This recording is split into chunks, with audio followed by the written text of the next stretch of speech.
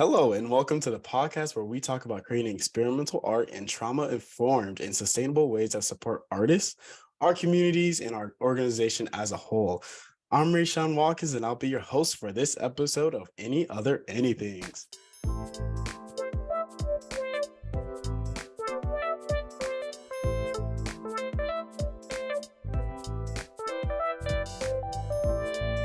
I'm Rayshawn Watkins, as you know, and will be the host for this episode. Things I do with Graybox: I'm a dancer, mover. I do the behind the scenes work of the podcast and all that fun stuff. That's enough about me. Today I'm here with Hannah. Hannah, how are you? I'm doing pretty good. How about you? That's what's up. I'm doing pretty good. Crazy day, but life goes on. But in a moment, Hannah, we'll get into more of your origin story. But I want to start off with like a little check-in and a little resourcing to get us started. So first check-in, how are you? What are you thinking about? And how are you doing?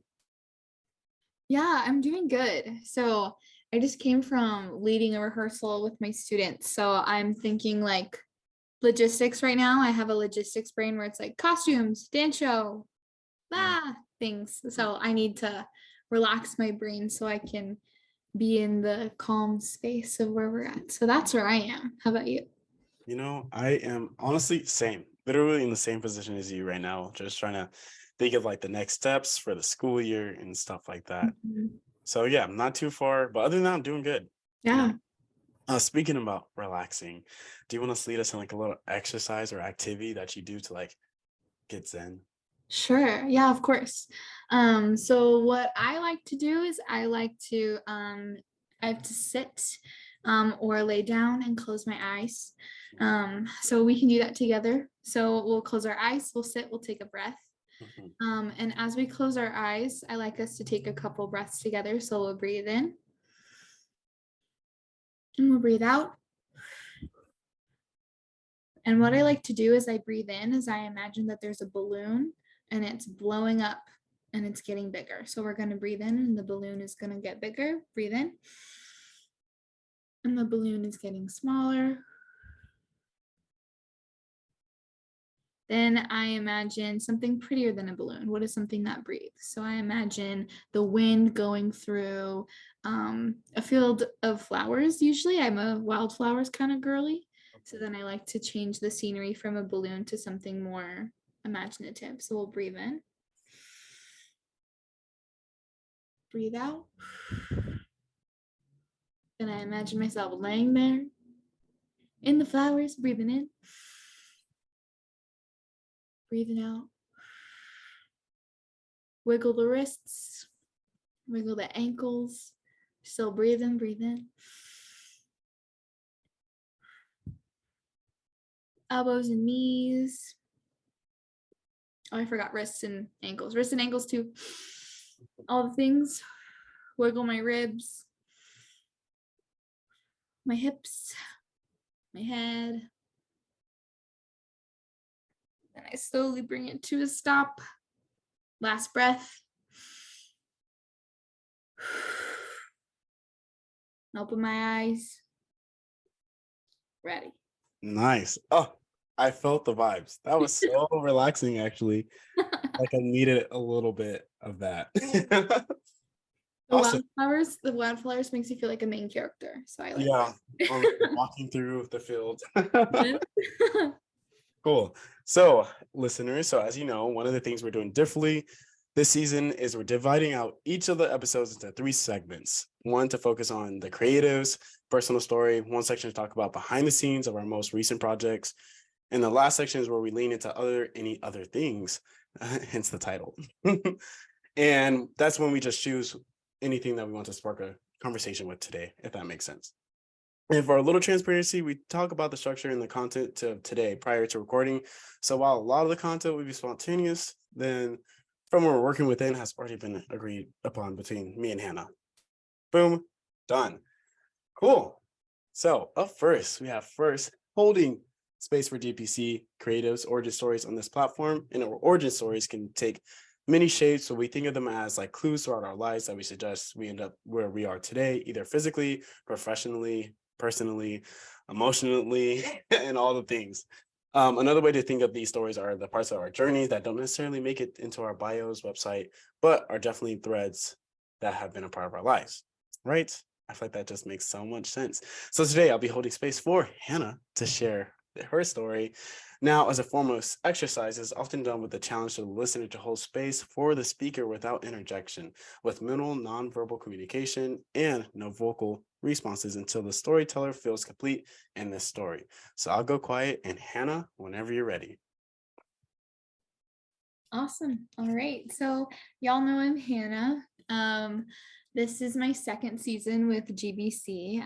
My origin story as a creative starts when I was a really little kid. So I started dancing when I was 3. So with GBC, I'm a mover, I'm a dancer. But I started dancing when I was 3 years old in studios and all the good things. My parents used to joke that like the first sentence that I said was, "Can I take a dance class?" Was to go to a studio and take dance. So I have always loved it ever since I was a kid. I've also been really involved in theater since I was a kid. I did my first monologue when I was in kindergarten. So I competed in kindergarten with my monologue. So I love all things creative. When I was 6 years old, I started learning my first instrument, the trumpet. I played it for 12 years. Loved it. Don't play anymore. But yeah, that was fun. So music and arts and creativity and all those things have been in my life forever. And it's a huge part of who I am. So yeah, I always knew I wanted to be a dance teacher. So like for Halloween, my mom would give me 2 costumes to pick from, and it was a ballerina or a princess. And that was the same every year. And I'd always pick ballerina. Every year I was a ballerina. And that was just so funny. And I just think about that and I'm like, wow, I am consistent. I just fell in love with dance. I always say dance is my first love since I was a kid. And so I have a really hard relationship with it growing up.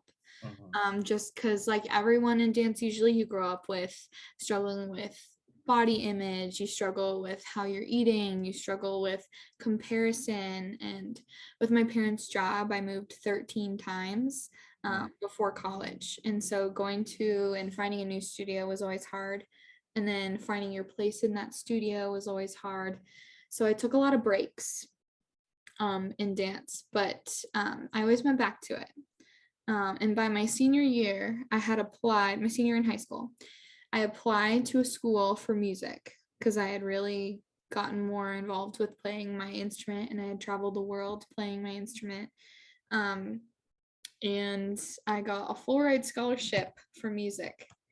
And I decided I don't want to do that anymore. So then I applied to GCU, went to school for dance education, and I don't regret a second of it. My degree, the professors that I had changed my thoughts on what dance was. It opened me up to this world of dance where it's more than just a dance on stage, but it's something with depth and meaning and that can edify me and people around me. Connected me with lots of professors that I still am in contact with. And then Molly, of course, who the GBC director, amazing, opened us up to this. So it's been a long journey, but dance has always been my love. So now I am a dance and theater teacher at a high school here in the Valley. And I will be full-time. I'm at 2 schools right now, but next year I'll be full-time at 1 school. And I am overjoyed. It's my dream job since I was a kid. So doing dance and theater, not having to give it up, not it just being a hobby when you're a kid, that is a dream come true. So that's me. Yeah.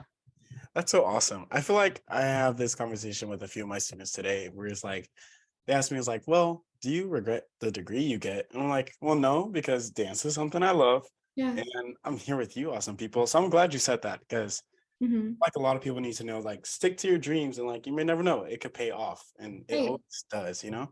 Yeah, you don't have to give up just because it doesn't make money, quote unquote. You make it make money. Oh, Hannah. You know what I mean? You stop it right now. That was so good. Yeah, I definitely agree with that. You have to, I feel like wherever you do what you love, eventually something magical will fall in your lap and then boom, you're a millionaire. Yeah, I mean, that's the goal. Yeah, Right? always. Okay, boom, done. Boom, done. Alrighty, moving on. So now let's get into the creative process and behind the scenes of the most recent projects that you've been doing with GPC. I feel like right now it's um, understanding otherness, and the Belong. last one you just did was pause, right? Yes, yes, yes, yes. Nice. Okay, now with almost any creative pursuits, the final project, performance, etc., is sharing just a tiny part of the work with audience. So much time and energy happen well before audiences are aware of the project. And we want to take some space to share more about our creative processes as individuals and within the company. And like, honestly, I want to know, like, how do you prep yourself to like get ready for a show? Like, how do you mentally prepare for getting into the space and becoming creative? For sure. So, as you know, Rayshawn, our shows are very improvisation based. Yeah. So, and while we do fall into a rhythm, it's still not the same choreography that we are putting on every night. So what I do is usually Molly has a recording of her voice going over the order of things and how things are going to work. And I listen to her talk. And so I listen to her talk logistic wise, and I listen to that logistically. I also read over what like the game plan is, but a big thing that I have to do is I have to sit in silence. Mm, um I am such a talkative person, and I'm so like, I'm type A. I love having all the things in front of me. I mm, love to write everything down. I am a goofball. I like to make jokes. um and if I don't shut up, I won't perform well. I have to shut up, and I have to be by myself, and I have to just be on my own, and I have to breathe. mm, um and I feel like there's a movement quality that I like to take on by myself, where I'm just on my own and I'm in the zone, and I kind of get into this sway. mhm. And then that's when I feel like, okay, my brain is awake, my brain is open, I'm ready to try new things. So that's what's that what I gotta do. I gotta shut up. You tell us how that plays a part in the current project you're doing with Gray Box.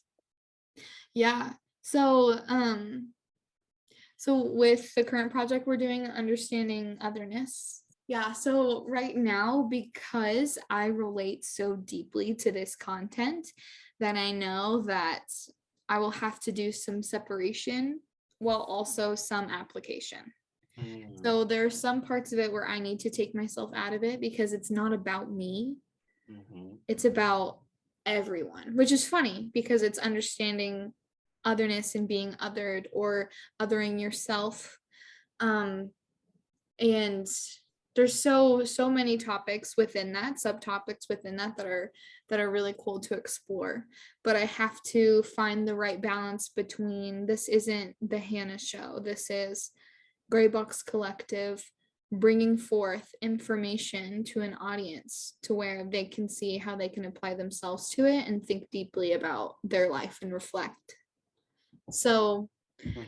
um it's just a headspace. It's just getting yourself into that. And performance wise, or getting into rehearsals, I definitely have to remember how to make other people feel highlighted, or other people to shine in what they're doing, Mhm. because it's about everyone.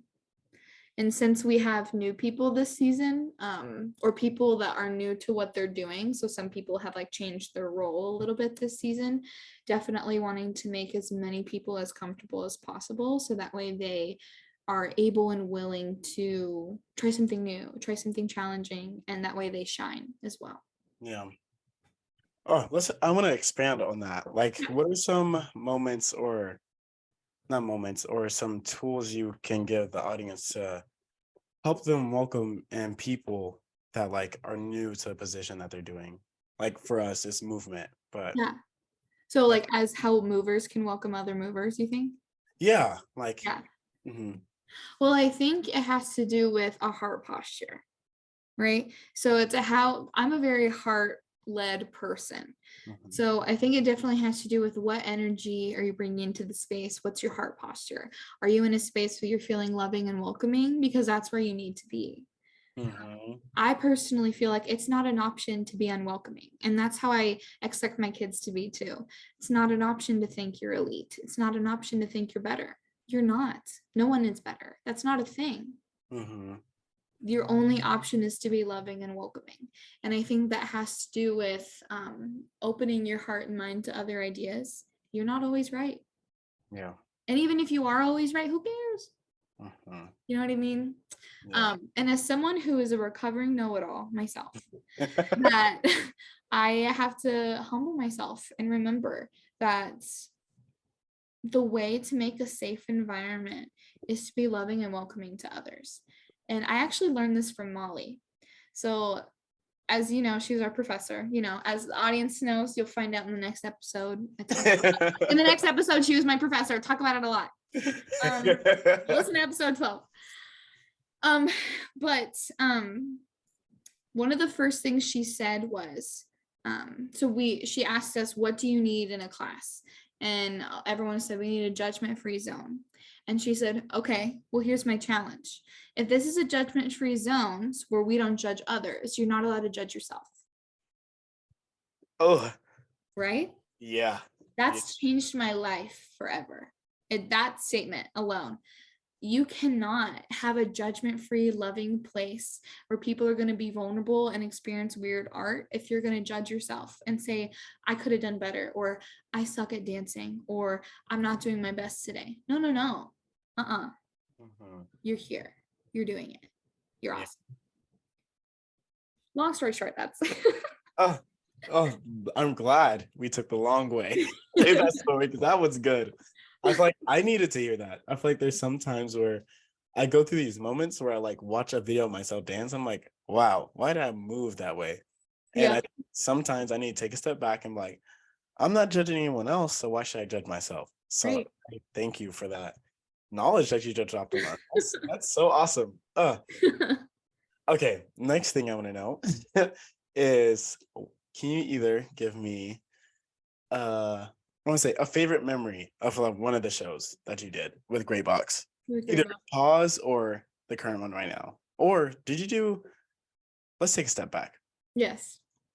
What all can you list the shows and any other things that you've done with Gray Box before I ask that question? Yes. So this is only my second season with Gray Box. So I have just done pause in this show. Right. So I've done things with Molly and like other like video projects with Molly, but Mhm. I have this is only my second season with Gray Box related content. Right. Yeah. So that's yeah. You were we also did together. You Yes. were that when COVID hit, we did that Yes. video collage thing. Yeah, I went after you. Yes. Was that with GCU Molly or Yes, Great Box Molly? that was with GCU Molly. Not Got you. Okay, boom done. the Okay, following that up, can you give me one of your favorite memories with one of the shows so far? Yeah. So pause is near and dear to my heart. I love pause. And our first show was at Mesa Arts Center. It was set up really uniquely with how our show was going to be. And so we had a lot of narrow space to dance in. And because our show was traveling throughout the space, it would take 30 minutes to get to the very end in a very short, narrow area. Mhm. Whereas Sing Meadows, when we get there, I walk in to Sing Meadows and it is just gorgeous. It's open, there's grass everywhere, and pause is about grief. It's about hard stuff. And I always cry during the show, during our little solo moments that we get. That's when I start to sob. And I'm crying. But walking in and seeing the open grass, the field, the water, the birds, the trees, that was a moment of peace for me, which I am someone where moments of peace a lot of times are few and far between. And that was the breath of fresh air that I needed. So even though that wasn't during the show, that's just seeing it for the first time of where we're going to be, that just made me feel so warm and content in my soul. Like, yes, we can do hard things today. We can do a show about something challenging today. Yeah. That was a beautiful field. Oh yes, loved it. Okay, my last question, and I want to know, I feel like it's always good to hear what's the best part and the challenging part of like every situation. So I want to know, like, what was a challenging moment for you with one of the shows, whether that's like a certain part of the process was really hard for you, or like a day where you're just like off the ball. Like, paint the picture for us. Yes. Okay, so as I've mentioned before, I'm very type A, meaning that I read every email.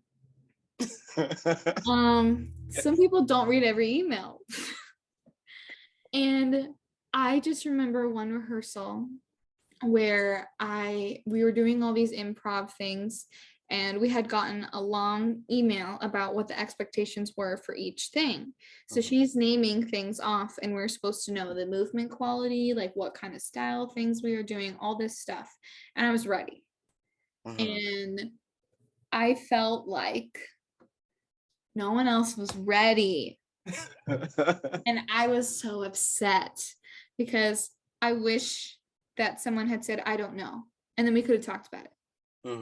But instead, I felt like 45 minutes was wasted of us just being like doing the same movement the whole time. You know what I mean? Does that make sense? And so I was like, oh my gosh, because I love to know what's going on and be prepared. And if other people aren't prepared or didn't get time to read it, that's not a problem. That's no biggie. But I need communication. So I had a bad attitude that day. I had a come to Jesus moment with myself saying, you need to get it together. It's fine. It's not the end of the world. Right. So, and very few rehearsals are like that, where it's like, okay, every single thing is like, all right, we got it. But yeah, I feel like it's a day thing for me. I feel like sometimes there's moments where I'm like, oh, this just feels so right in my body, and there's some days where I like show up, I'm like, there's nothing here, no brain, no thoughts. No thoughts. And I have those days too. So if that was, people, that's chilling. It's fine. But I had to get out of my head. Yeah. I feel like kind of piggyback off of the communication thing. I feel like Molly's like work environment is very like open, like open to suggestion. And I think one of the things that I struggled with was it just being so open, like, oh, I could say something, my opinion matters, and it could change the course of the rest, Yeah. So I feel like I personally sometimes get like intimidated by that. So I'm like, well, I don't want to say something and it changes the whole flow of what we're doing, For sure. So do you ever have a moment like that where you're like, it's either I say something and let it be, or you know what I'm saying? Yeah, I word vomit. I talk before I think. If it's regarding like other people, then I hold my tongue usually. But if I have a thought, I mean, you know what I'm like. I just say things and I'm like, actually, never mind. So I'm currently working on that. Not just like saying things, but I totally get what you're saying. It is intimidating, but yeah. That's so awesome. Well, speaking of communication, that rolls us into our next segment. So we reached the final segment, which is so crazy. I feel like this is kind of flying right now. Yeah, for sure. But we're going to lean into the title of our show, which is Any Other Anythings. And Any Other Anythings was a phrase that was used in our rehearsals that was like essentially a last call for topics we brought up, or like how we know it, stairway thoughts, which I live on those stairway thoughts. And we're reframing that slightly here to ask, like, would you like to spark conversation about, and like anything? And I want to spark a conversation about how do you like come up with your movement quality? And like I want to hear the journey of you finding it, Mm. establishing it, and then to where it is now. That is a crazy question. I have never thought of that in my entire life. Really? Okay, here's Yeah. why. I feel like when I was in college and we did that piece, the Which clock one? piece, The clock. one that didn't get finished. Oh, the one I choreographed? Yes. Yes. Okay. And your movement quality, believe it or not, inspired me so much to like where I kind of developed that like, I can Oh, explain. wow. That is the most heartwarming thing I've ever felt because I felt like me as a dancer, I'm inadequate. And that I picked you to be in my piece because you're so talented that whoa. Hannah, I will not cry on this episode right now. No, we're not crying. We're not crying today. Wow. That's so crazy to hear. Wow. Yeah. Well, um, so I did a lot of solos growing up, performing like in church. Mhm. So I would perform a lot of like solos, and choreographed a ton as a kid. So I started choreographing really young, and I fell in love with lyrical movement where everything flowed from one movement to another. Um, and that's just what my baseline has always been is flow. I feel like Mhm. something with it flows from one thing to another. It makes sense, you know. Mhm. Sharp is difficult for me, but I love watching it and doing it, but it's hard for me to choreograph it, if that makes sense. Mhm. Yeah, yeah. Um, but continuing with movement quality, I feel like my professors in my various classes, like my freshman year when I took modern, it was my first time taking modern in my life. That changed me forever. Taking yoga for the first time in my life freshman year, Mhm. that changed my movement quality insanely. Getting casted my sophomore year in 3 very different styles, which was like a pedestrian postmodern, which is like basically doing really weird stuff, and then like we like scratched our butt and like sniffed our armpits and like looked down our shirts. Sophomore year dance. And it was about like what random people do when no one's watching them. Mhm. And then the other one was ballet. I was in a ballet dance, and I was like, who put me in a ballet dance? Yes. And then Molly's dance. Mhm. And so I feel like me experiencing modern and postmodern dance for the first time, and because I experienced it as freshman, sophomore, like huge formative years in your college career, that I Mhm. soaked it. I soaked it all up, pulled it all out, everything that I could get. And I just really made it my own.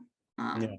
I'd say my professor Angel had a huge impact on me and my movement quality because everything she does is connected. Um, Mhm. and then Marlene had a huge impact on me, by trying something. Just because it's weird doesn't mean it's wrong, Mhm. you know? And then Molly had a huge impact on me with what I did and tried had value. Mhm. And for the first time knowing that, I started to feel confident in what my movement quality was. And I just didn't let it change anymore. I like kept it as mine and I made it mine, if that makes sense. Yeah, it does. So I think I found it at the end of my sophomore year. Yeah. Mhm. Sweet. Awesome. Well, before I ask you one more question, do you have any questions in the space about any other anythings? Hmm. This is a conceited question. Okay. How long have you been wanting to ask that question? Oh, okay. So did when did COVID happen? Sophomore year? My junior year, your sophomore year. Right. And then freshman year, we did a piece, we did Yeah. Molly's together. We did Molly's together your freshman year. Okay. So I think it started from that one piece that we did. And I believe that's the, Parasympathetic. yes, parasympathetic piece. And then it started there because, like, that was all like super collaborative and like changing things up, mixing it all about. And it started there. And I think it's just because I started dancing really late. And Mhm. so like everything I was learning was just like kind of technique and like just pumping Okay. in. And I Yeah. guess I didn't really experience like movement quality until like my senior year of high school, like the last quarter, where like I finally tapped into it and I was like, oh yeah, you're establishing like your little movement. Yeah. And then freshman year, when like I got mixed with all these other dancers that like knew who they were and like kind of knew how they moved already, it kind of like intimidated me. But Yeah. then being in like Molly pieces, like, and seeing how everyone's so different, but it flows together. Yeah. And I would say like mentally, I feel like we have the same choreography styles. We Like do. I choreograph like same flowy, feel good movement. Mhm. I think when I did that last piece with you, I wanted to ask you then, but then I feel like we never really had a time to. No, I was pretty intense. At like every second I had a Yeah. And then I guess when we started doing pause together, I kind of like remembered like, oh my gosh, I remember how well this girl moved and how good it felt to like dance. So wow. I feel like pause started it, and then Mhm. this last verse, I was like, oh, I gotta ask. Wow. I just gotta say that I can count on one hand how many times I've been told that I'm a good dancer or that anyone's been interested in my dancing. I like count it on my hand. So the fact that you say that and thought that is a huge, huge loving thing that you could ever say to me. Like I am overjoyed, so full of love in this moment. So thank you. Oh my gosh, look at us. Let's love anythings right now. Oh, that is Oh so my God. awesome. Okay. Yeah. So that I feel like ties everything up for Yeah, me. for You sure. have Me too. how you feeling? You're feeling great? Yeah. That's so awesome. Okay. Well, I would like to end this episode with a little checkout. And I like to check out, I do this with my kids. I kind of be like, so I want you to like mentally think about something that you have coming up. How are you going to get there? And then just how you doing or how you felt. I like that one. Okay. How did you feel about today? You don't have to do the first two, but you can do like at least how did you felt about today? Okay. Okay. So Mhm. where I'm going, how I'm gonna get there, and how I felt about today. Boom, done. Boom. Okay. So literally, I'm going to a little get together Mhm. in like an hour. But like in my life where things are going, I am just thinking of challenging my students with new things, moving new ways. And Mhm. today has really just solidified that gut feeling that like, okay, yeah, they need to experience something new with Yeah. like just our conversation. How I'm gonna get there, I gotta remind myself how to do some postmodern stuff teaching wise. Um, Mhm. so just gotta do some reflection and research that on my own. And how I feel about today, I feel so full, like full of love. You know what I mean? I feel good. Yeah. I feel great. Mhm. Yeah. Especially on Valentine's Day. Isn't that crazy? Yes, I know. Crazy. Sweet. Okay. Well, Hannah, thank you so much for your time and energy today. And I feel like I got to know you so much even more. So much even. There's not even So a much. state. So much. There So we go. much even more. Like I like to say, it's been real. It's been fun. It's been real fun. I love.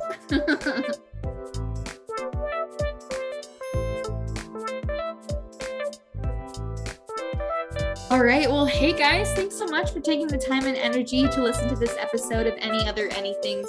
Be sure to check out the show notes for links to find out more about this podcast, about us, and about Gray Box Collective. You can also go to grayboxcollective.com/podcast for a full transcript of this episode.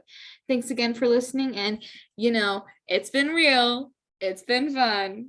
And as Rayshawn says, it's been real fun. No fun. We'll catch you guys at our next episode. Bye. Bye.